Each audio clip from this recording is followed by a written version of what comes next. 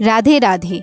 मैं आरज़ू आपके सामने फिर से नया पहाड़ी चोका और पहाड़ी लिखनऊ लेकर आई हूँ। पहाड़ों की हर सुबह कभी एक चीज़ से शुरू होती थी, पहाड़ी लिखनऊ से।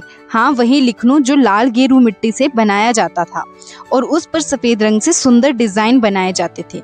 किसी घर का आंगन हो, किसी त्योहार का दिन हो या कोई खास मौका, पहाड़ी लिखनऊ सिर्फ मिट्टी का डिज़ाइन नहीं होता था, वो हमारी परंपरा, हमारी पहचान और हमारी कला का हिस्सा होता था। पहले के समय में ये लिखनऊ बनाना एक रोजमर्रा की चीज थी। घर की महिलाएं सुबह आंगन साफ करती, फिर गेरू मिट्टी से चौका बनाती और उस पर सफेद रंग से खूबसूरत लाइनें और आकृतियां बनाती। ये सिर्फ एक डिजाइन नहीं था, ये एक तरह का सम्मान था उस जगह का जहां लोग रहते थे। लेकिन अगर आज हम सच बोलें तो वो चौका अब हर दिन नहीं बनता। अब वो ज्यादातर त्योहारों, शादी ब्याह या खास मौकों पर ही दिखता है।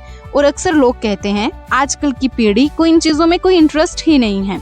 लेकिन क्या सच में ऐसा है या फिर समय बदल गया है? आज की पीढ़ी पढ़ रही है, काम कर रही है, अपने सपनों के पीछे भाग रही है। और खासकर आज पहाड़ों की औरतें सिर्फ घर तक सीमित नहीं हैं, वो स्कूल जा रही हैं, नौकरी कर रही हैं और अपने दम पर आगे बढ़ रही हैं।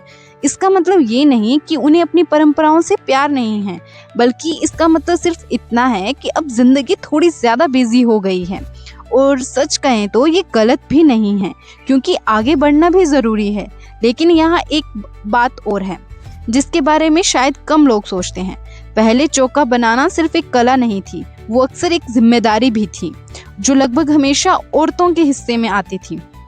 और आज अगर कोई लड़की पढ़ाई, नौकरी या अपने सपनों में बिजी है और वो हर दिन चौका नहीं बना पाती, तो क्या इसका मतलब ये है कि वो अपनी संस्कृति भूल गई, या फिर हम अभी भी उसी सोच में अटके हुए हैं जहां हर परंपरा निभाने की जिम्मेदारी सिर्फ औरतों की मानी जाती है? आज की नई पीढ़ी शायद यही समझने की कोशिश कर रही है कि हमें अपनी संस्कृति से प्यार भी करना है और समय के साथ कुछ चीजों को समझकर बदलना भी है। क्योंकि परंपरा का मतलब ये नहीं कि वही सब दोहराते रहें जो हमेशा होता आया है।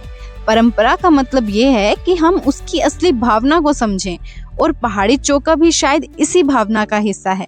आज भले ही वो रोज ना बनता हो, लेकिन जब भी बनता है तो उसे वही प्यार, वही कला और वही पहचान छुपी होती है। और शायद यही सबसे खूबसूरत बात है कि चीजें बदलती जरूर हैं, लेकिन उनकी कहानी कभी खत्म नहीं होती। तो आशा करती हूँ कि आपको मेरा पहाड़ी लिखनऊ पसंद आया होगा और मेरी बात भी। अगर मैंने कुछ गलत बोला होगा तो उसके लिए माफ़ी, बट मेरी सोच भी ऐसी ही है कि ये चीज़ें एक जिम्मेदारी की तरह सिर्फ औरतों पर ही दी जाती हैं। अगर नहीं कर पाती हैं तो हम बुरा मान जाते हैं। तो आज के लिए बस इतना।